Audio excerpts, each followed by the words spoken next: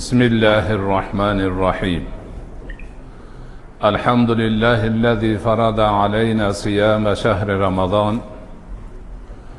والصلاة والسلام على خير خلقه محمد الذي سن لنا قيام شهر رمضان. Ramazon oyi ro'zasini tutmoqni bizlarga farz qilgan Alloh taologa hamd va sanolar bo'lsin. Ramazon kechalarini bedor o'tkazmoqni bizlarga sunnat qilgan Rasuli akram Muhammad Mustafoga salovat va salomlar bo'lsin. Assalomu alaykum va rahmatullohi va barakatuh. Allahumma la sahla illa ma ja'altahu sahlan wa in shi'ta ja'alta al-hazna sahlan bi qudratika ya arhamar rahimin. Azizlar, qadimdan insonlar tirik yurib harakatda bo'lganlar dard chekishi, bemor bo'lishi, noxush bo'lishi bor narsa. Istig'jon borki, ana shundoq noxushliklar yetishi bu oddiy bir haqiqat. Mazkur noxushliklarni, bemorliklarni davolashda turlicha uslublar qo'llangan. Ana shu uslublardan ba'zi birlari noan'anaviy uslublar deyiladi. Bunda har xil ilmsiz odamlar kishilarni davolashni da'vo qilaroq, ularni vaqtini, pulini, umrini, sog'lig'ini zoya qilishga hissa qo'shishadi. Qadimgi kitoblarimizda bularni bir necha turlari eslab o'tirgan. Misolidan bir turini sha'vaza deyiladi. Sha'vaza degani bizda baxshilik qilish. O'rislarda sharlatan deydi. Uni buni urishtiradida asosi yo'q narsalarni, har xil harakatlarni qilib, bu narsalarni ichirib, bu narsalarni sepib, boshidan olovini aylantirib, ana jin o'rab olgan ekan, sizni haydab yubordim, undoq bo'ldi, bundoq bo'ldi, endi yaxshi bo'lib ketasiz deb odamlarni boshini aylantiradi. Ba'zi bir odamlar bir kun, yarim kunlik noxushlikdan keyin o'zi Alloh shifo berib, yaxshi bo'lib qolsa ham haligindan yaxshi bo'ldim deb yuraveradi. Ikkinchi mana shularni turini arab tilida nashra deyiladi, yoziltirish. Bu ko'proq jin bilan bo'lgan muomalalarda shu gapni aytadi. Jin endi birovga tegsa, uni demak yozilishini bekor qilib, tirishtirib qo'ygan narsa bo'lgan bo'ladi-da, haligilar o'zlarini qilig'liklarini qilib, biz yozdik buni deydi. Shuning uchun kasal bo'lgan odamni ko'pchilik eski odamlar tuzalib qoldingizmi, o'rniga yozilib qoldingizmi deb so'rashadi. Hozir ham bor bu narsa. Xuddi mana shu nashra so'zidan olingan. Yana bir turi azayunxonlik deyiladi. Azayunxon degan tushuncha bor. Bu azimatdan olingan bo'lib, qasam ichish ma'nosini bildiradi. Ya'niki ular o'sha Sulaymon alayhisolatu vassalomning davrlaridagi shaytonlardan qasam ichib, nima ruxsat olgan, odamlarni o'shalardagi qasam bilan davolayman degan demak da'vo bilan chiqib, odamlarning boshini aylantirishadi. Tilsim degani bor. Bunda turli shakllarni chizib, odamlarga eritib, ichirib, bir narsalar qilib, u ham davolashni da'vosini qiladi. Shunga o'xshash yana boshqa bir qancha uslublar bor. Endi o'shalar ham yetmagandek, hozir yangi zamonga kelib, yangichalari chiqib ketdi. 90-yillarda ekstrasens deganlar chiqdi. Odamlarni qo'lini unoq qilib, bu narsalarni gapirib, ruhiy ta'sir o'tkazib, musiqani qo'yib, qo'llarini aylantirib, boshlaridan nima qilib davolayapman deb. Shu darajaga yetdiki, televizorda odamlarni to'plab, katta zallarga to'plab olib, televizorga olib berib, davolashni da'vosini qildi. Kashpirovskiy degan chiqdi, Chumak degan chiqdi, yana bir nechtalari chiqdi. Minglab odamlar bir joyga to'planadi. U kelib sahnaga chiqadi. Televizor olib berib turadi. Keyin gapirtiradi. Masalan, 5-10 ta odam chiqib, men yura olmasdim, oyog'im bukilib, qiyshayib qolgan edi, sizni sizga kelganimdan keyin mana hozir yuryapman deb yurib u yoqqa ko'rsatadi. Hamma og'zi ochilib qoladi. Yana bittasi u yedi bu yedi deydi. Har xil demak holatlarni haligi davolandim deganlar chiqib odamlarni ishontirishadi. hamma ishonib bo'lgandan keyin endi deydi davolash seansimizni boshlaymiz deydi, chiroqlarni o'chiradi, haligi odamni sal bo'shashtiradigan musiqani qo'yadi, keyin mana ko'zlaringizni yumyapsizlar, u bo'lyapti, bu bo'lyapti desa, odamlar ko'zni yumib har xil harakatlarni qilishni boshlaydi. Yiqilib tushganlar bor, o'zidan ketib qolganlar bor, ko'zi yumilib ochilmayotganlar bor, hammasini televizor ko'rsatib turadi. Ana televizorda o'tirib televizor ko'rayotganlardan ham shunaqa bo'lganlari bor. Ana shunaqa nimalar juda keng tarqadi. Bizni Toshkentga ham kelgan. O'sha Kasperovskiy degani, men bilan uchrashaman degan ekan, odamlar kelgan. Siz men uchrashmayman bilan. Bu hammasi qalbaki narsalar. Agar bunaqa bo'lsa, dunyoda bemor odam qolmas edi. Odamlarni vaqtinchalik aldashdan iborat bu narsalar. Men u bilan ko'rishmayman, bilganini qilaversin. Mana hozir Kasperovskiy ham yo'q, seans ham yo'q, odamlarning kasali tuzalgani ham yo'q. Halidaqa odamlarni vaqtinchalik aldash, davoladim degan da'voni qilib pulini olish, vaqtini olish, xarajatini ko'paytirishdan boshqa ish emas. Yana shu bilan birga hozir biz o'zimizni ishimizda Kasperovskiy ham yo'qda qolsin, Amerikaga ketibdi, Chumagam yo'qoldi. Lekin o'zimizda hozir shunaqa da'vogarlar bor. Men farishtalar bilan gaplashyapman. Kelib farishtalar meni odamlarni qaysi birini kasali qanaqaligini, nimasini aytib beryapti degan da'vo qilib odamlarni davolayman deyotganlar bor. Bir yigit menga yozyapti. Onamning oyog'i kasal bo'lib qoluvdi, bir ayol bor ekan, olib bordik. Olib borib u ko'rib, boshini ushar ekan, yelkasini ushar ekan, u yog'ini ushab chiqib turing. 20 minutdan keyin kelasiz deydi ekan. Hammaga shunaqa qilar ekan. 20 minutdan keyin 15 ta odamni olib kirib, hammasini o'ng yonboshiga yotqizar ekan. Ustidan hammasini oq mato bilan o'rab qo'yib, hozir jim yotinglar, o'zingizlarga shifo tilab yotinglar, meni odamlarim kelib sizlarni operatsiya qiladi deydi ekan. Keyin ma'lum bir muddatda nimalarnidir qilsa qiladi, odamlar o'ranib yotibdi, boshini o'rab olgan, hammasi keyin turinglar deydi ekan, bo'ldi. Yana bir haftadan keyin yo falon vaqtdan keyin kelasizlar. Ilojini boricha odamlar ko'proq kelsa, ko'proq tushadi. Haligi odamlari kim, qayerdan keldi, nima bo'ldi, uni birov ko'rmaydi, bilmaydi, eshitmaydi. U aytadi o'zi. Shu odamim bor, bobolarim bor, palonim bor deganlarni hammasini jin urgan bo'ladi. O'sha jinlarni odamim deb olgan bo'ladi. Ular davolash qobiliyatiga ega emas, balki ularni davolash kerak o'zlarini. Lekin ular odamlarni aldab, pulini olyapti, vaqtini olyapti, sog'lig'iga zarar yetkazyapti. Bir yigit yozyapti. Men deydi, shunaqa o'zimni noxush his qiluvdim. Bir ilgir degan ishni qiladigan ayol bor ekan, bordim. Odam ko'p. Oldiga kiruvdim, senga issiq sovuq qilishibdi, u bo'pti, bu bo'pti. Hozir men seni davolayman dedi-da, nima qilsa qildi. Og'zimdan deydi, 8 ta no'xatdek tuguni bor, ilmi amal qilingan nimani ipni tortib oldi. 8 ta. Yana 8 marta kelasan, bunaqadan 8 ta bor ekan seni ichingda dedi, deb menga yozyapti. Men aytdim, "Ey sen qara, no'xatdek 8 ta narsa ichingdan chiqqanda bilmabsan-ku. Ichingga qanaqa qilib kirib qoldi uni? O'ylamaysanmi?" Kimni og'zidan nafaqat no'xatdek narsa, qilni ham torsa og'ziga bilinadi. Bu juda og'iz hassos narsa. Nima qilgan u? Og'zini och, ko'zini yumdigan.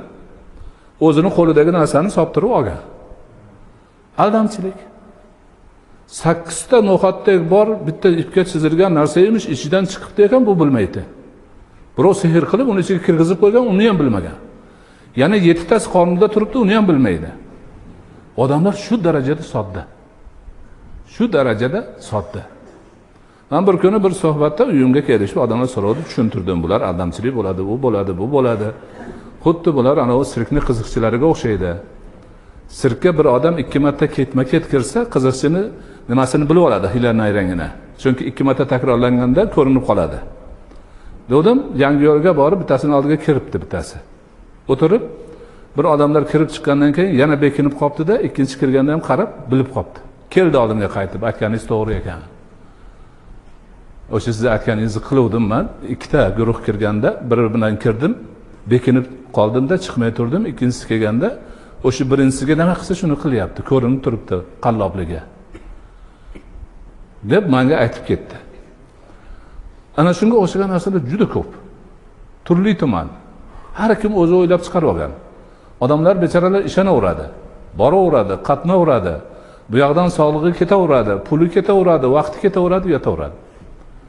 Saudiyalik bir hamshahar ketib qolgan odam aytayapti. Bittasini rosa maqtab viloyatda ekan olib borishibdi. Endi maqtovda nimasi yo'q. U borguncha u odam shu odam menga qo'lini tegsa yaxshi bo'lib qolaman degan niyat bilan borgan. Ko'ribdi, yaxshi ko'rib, u tomirini ushabdi, o'qibdi, bo'qibdi, qoyil endi aytibdi. Uni buni bo'lgan narsalarni qilibdi-da, chiqayotganda mana shu suvni ichib oling deb bir katta piyolada deydi, suyuqlik berdi deydi.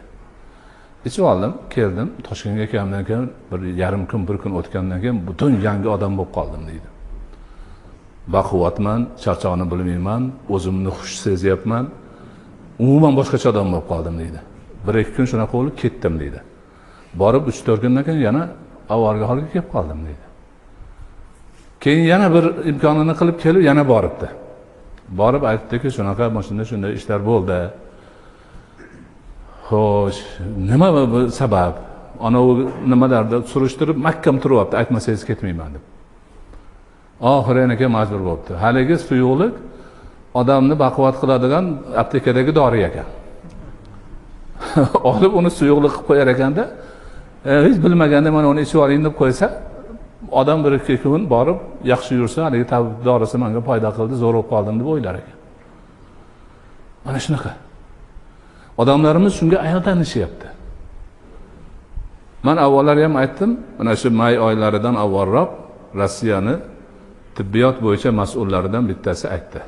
Bizi Rossiyada shu ekstrasenslar, mana o'sha charlatanlar, kaldun deyapti, ularning sehrgarlari, pistonlarga rossiyaliklar bir yilda 30 milliard dollar sarflashyapti deydi. 30 milliard dollar sarflashyapti. Biz tibbiy xodimlar kasalga qarshi kurashni o'rniga shular bilan kurashib halok bo'lyapmiz deydi. Qo'limizdan hech narsa kelmayapti deydi.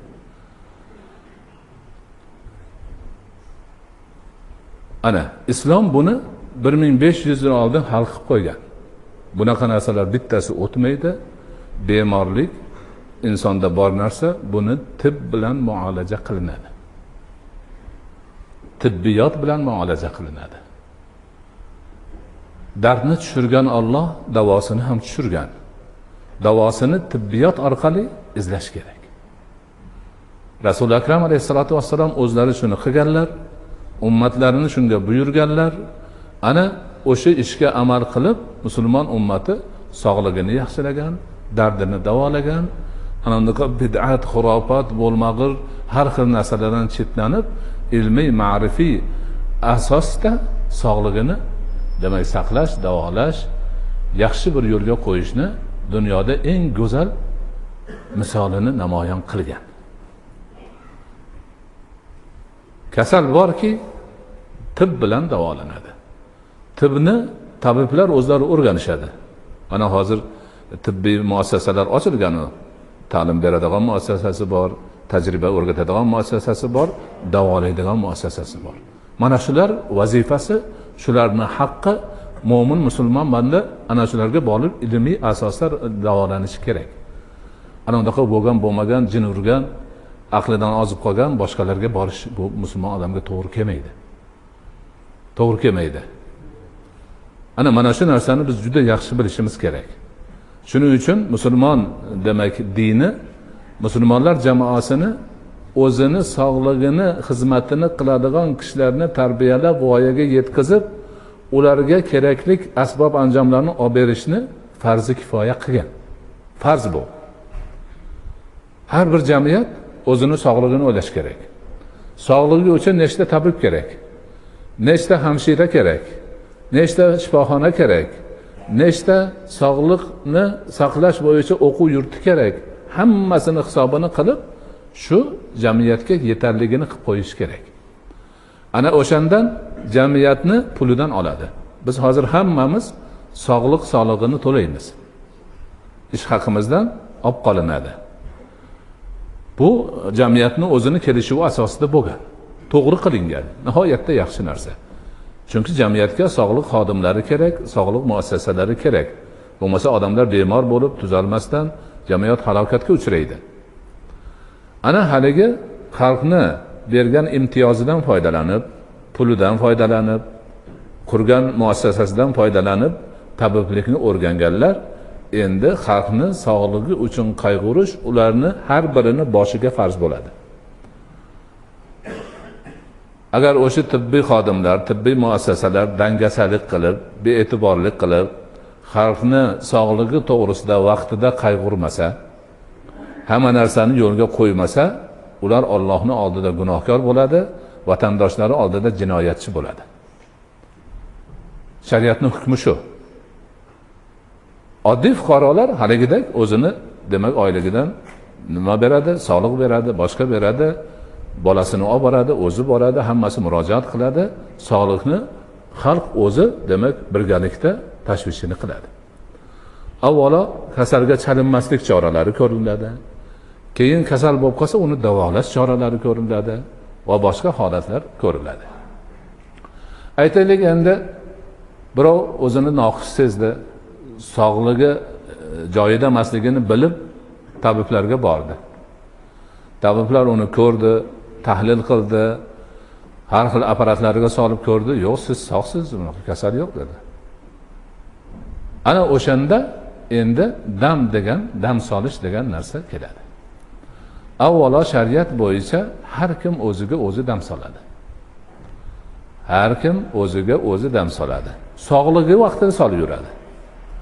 Sog'ligi vaqtida sog'lig'ini saqlash ma'nosida Allohdan o'zi tilab, o'ziga o'zi dam solib yuradi, ehtiyot bo'lib yuradi. Turli iflos kuchlar, jinlar, shaytonlar bor bo'lishi ehtimol bo'lgan joylarga yaqinlashganda Allohdan panoh tilaydi. Misol uchun tahoratxona. Tahoratxonalar odatda nopok joylar bo'lganligi uchun o'sha yerlarda iflos kuchlar bo'lishi bor. Shaytonlarning bir turlari bo'lishi bor. Shuning uchun mo'min musulmon odam qachon bo'lsa tahoratxonaga kirganda oldin chap oyog'ini oldinga qo'yadi. Nopok joylarga kirganda oldin chap oyoq oldinga qo'yiladi. Pok joylarga, masjidga kirganda o'ng oyog'ini qo'yiladi. Chap oyog'ini qo'yib auzu billahi minal xubusi val xabaisi degan duoni o'qiydi. Erkak va urg'ochi iflos shaytonlardan Allohning nomi bilan panoh so'rayman degan duo. Mana shu qo'rg'on bo'ladi. Ya'niki insonni o'sha yomonliklardan saqlaydigan qo'rg'on sifatida duo o'rab qo'yadi inson. Boshqa vaqtlarda ham shuni qiladi. Uyquga yotganda ham duosi bor, o'qiydi. O'sha chorqulni o'qiydi, oyatul kursini o'qiydi, o'ziga dam solib yotadi. Ko'chaga chiqayotganda ham shuni qiladi. Boshqa vaqtda ham ana shu. Ya'niki o'zini sog'ligini saqlab turishni Allohdan so'rab, iltijo qilib duolarni o'qib yuradi. Bunday duolarni tahassun duolari deyiladi. Ya'ni qo'rg'onlanish duolari. Har xil bemorliklardan, boshqalardan duolar qo'rg'on bo'lib bandani o'rab tursin, Alloh bu bandanisini sog' salomat qo'ysin degan ma'noda. Endi bandachilik bo'ladi. Bemor bo'lish misol uchun ba'zi vaqtlarda foyda ham bo'ladi. Taqvodor ibodatini qilyapti, Allohning yo'lida sidq dildan yuryapti, bemor bo'ldi. Bo'ladi. Ehtimol ko'proq bo'ladi. Lekin bu sharaf. O'sha bandani yana savobini ko'paytirish uchun Alloh taolo shuni qiladi. Betavfiq, ibodatsiz, nobakor banda bemor bo'lsa, unga ogohlantirish bo'ladi. O'y, shunda yura olmaysan, anaqa yura olmay qolishing bor. Allohni esingga olgin degan bo'ladi. Ana o'shanday paytlarda demak haligidaqa tabiblar bizni bo'yicha, ilmimiz bo'yicha siz sog'siz desa, o'ziga dam solishni boshlaydi. Ana endi dam solib nomusiz bo'ldi, duosi qabul bo'lmayapti. Shunda bir ahli solih, taqvodor din qardoshidan o'ziga duo so'raydi. Dam solish degani duoni bir turi. Bir turi. Shunaqa men bemor bo'lib qoldim, boshqa bo'ldim, o'zim urinyapman-u, Alloh o'zining hikmatiga o'zi biladi. Hozircha shu menga ta'sir qilmay turibdi. Siz menga bir duo qiling, dam solib qo'ying desa, haligi ahli solih, ibodatlik, pokiza, duosi qabul bo'lishidan umidvor bo'lgan musulmon inson, meni bir din qardoshim noxush bo'libdi, bemor bo'libdi. Alloh men shuni haqqiga duo qilaman. Sen o'zing shu duolarimni buni haqida qabul aylagin degan niyat bilan o'sha sunnatda ko'rsatilgan, shariatda ko'rsatilgan suralar, oyatlar, duolarni o'qib dam soladi. Dam solish duoni bir turi. Ya'ni musulmonlar o'z din qardoshlariga sog'liq so'rab duo qilishini dam solish deyiladi. Ana dam soldirayotgan odam, Alloh meni bir din qardoshim, duosi qabul bo'lishidan umidvor bo'lgan bir inson bandang menga shifo so'rab duo qilyapti. Shu odamning duosini meni haqimda qabul qilgan degan niyat bilan turish kerak. Ana o'shanda bu narsa foyda bo'ladi, xayrli bo'ladi. Alloh haligi duoni qilib qo'ysa, demak ruhiy ma'noda bir tushkunlikka tushgan insonga Alloh o'zi shifo beradi. Damchilikni kasb qilib olishga ruxsat yo'q shariatda. Uyga navbat qo'yib, soatini tayin qilib, guruh qilib o'qib, yakka qilib o'qib, boshqa qilishlarga nima yo'q, ruxsat yo'q. Oddiy yursin, haligi umidvor bo'lganda nima qilsin. Ming afsuski hozir har xil holatlar shunaqalar ko'p. Saudiyada bular shunaqa ko'payib ketdiki, oxiri davlat ilojini qila olmay 2 yil oldin katta har mahallaga alohida guruh tuzdi. Bitta diniy olim, bitta mirshablarning vakili, bitta ichki ishlarning vakili, bitta tibbiyotning vakili qilib 5-6 kishilik har mahallaga nima qildi? Guruh tuzib, uyma-uy yurib qarashdi. Ana ularni ushlab sharmanda qilishdi.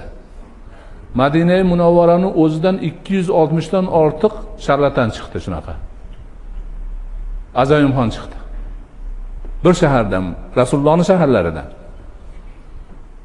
Boshqa yoqlardan qotar. Men televizorda o'zim ko'rdim. Meni og'ayimlarim ularni sharmanda qilib gapirishyapti. Anaqa haligi diplomat portfellarning ichiga sochlarini solishib olgan bir narsalarni tirnoqlarini qilgan olib ko'rsatdi. Mana falonchi nimanikidan shular chiqdi. Bu nima bu? Bu musulmonchilikka to'g'ri kelmaydi-yu degan gaplarni qilishdi. Ana bizni ko'zimiz ochiq bo'lish kerak. Bunaqa narsalarni umuman odamlarimiz tan olmasligi kerak. Bemormi? Tabibga borsin. Va shariatda ko'rsatganlarini qilsin. Ana o'shanda inshaalloh yaxshi bo'ladi. Demak, bemor shifo topadi. Jamiyat foyda ko'radi. Xarida qilib behuda pullar va umrlar va onglar va zehnlar g'ayib bo'lmaydi. Hammasi joyida bo'ladi. Mana shu narsalarni biz yaxshi bilishimiz, amal qilishimiz kerak. Inshaalloh buni qilamiz. Va qilyapmiz ham. Men Saudiyada bo'lgan gapni alohida aytdim, chunki ko'pchilik shu Saudiyaga qarab nima qiladiganlar bor. Mana bir og'aynim demak universitetni dekani aytib beryapti. Bittasi chiqdi deydi. Desanglar odamlar yaxshi bo'lib qolarmishda. Qo'yinglar u bu desak unashmadi deydi. Oxiri katta stadionlarda, aniqa sport zallari bor, shunga o'xshagan katta maydonlarda qiladigan bo'ldi deydi. Odamlar rosa to'planadi deydi. Ungacha hali targ'ibotchilari rosa pishirib turadi odamlarni. Rosa kuttirar ekan u. Odamlar nihoyatda intiq bo'lganda ajoyib nimalarni kiyib chiqadi deydi. O'rtadan unga ketishga yo'l qo'yib qo'yilgan. Bu yog'ida yordamchilari katta karton qutilarni ko'tarib oladi deydi, pul tashalandi unga. Shunda yurib borib, mana bir qatorga sufdir ekan. Bu yog'iga bitta sufdir ekan. Bu yog'iga o'tib, nariyoqqa boradi deydi. Haligi qutilar to'ladi borguncha. Keyin bu yoqqa qarab turib, turinglar deydi. Desa, odamlar gurr etib turadi. Turganlar tuzaldi, ketaveringlar deydi. O'tirganlar qolar ekan, ularga yana dam solar ekan. Shunaqa bo'lib, hamma yoqqa deydi, gap to'lib ketdi deydi. Keyin qarasak, uni nomidan shirkatlar ochilyapti, savdo tijoratlari yuryapti, boshqa bo'lyapti, nomi ham bu yoqqa mashhur bo'lib ketdi deydi. Hayron bo'lib turdi, bir kun televizorga chiqib, kechirasizlar, men gunoh qilibman, shariatda yo'q ekan bu, uzr so'rayman dedi. U shirkatlar bitta bo'lgandan keyin. O'zimizda ham shunaqalar kichkinalari bor. Bu joy undaqa stadionda bo'lmasa ham bo'lgan. Mana shunaqa narsalarga aldanib qolmasligimiz kerak. Musulmon odam oqil bo'ladi, ilm asosida, dini asosida qilinadi. Inshaalloh yanagi suhbatlarda bizni dinimizda tib qanday o'rin tutgan, nima bo'lgan, ularni ham Alloh qodir qilsa gapirib o'tamiz. Alloh subhanahu va taolo bu ma'rifiy suhbatlarimizni o'zimizga foydali qilsin.